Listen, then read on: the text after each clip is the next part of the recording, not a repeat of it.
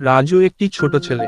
তার গ্রামটি ছিল সবুজ গাছপালায় ভরা, চারদিকে মাথার পাশ দিয়ে গেছে একটি ছোট নদী। রাজুর দিন শুরু তাহার মুরগেলের ডাকের সঙ্গে।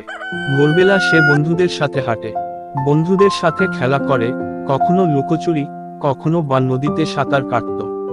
রাজু প্রাথমিক বিদ্যালয়ের সেরা ছাত্র ছিল। তার শিক্ষক তাকে খুব পছন্দ করতে, কারণ সে ছিল মেধাবী ও পরিশ্রমী। তার স্বপ্ন ছিল বড় হওয়া সে শিক্ষক হবে।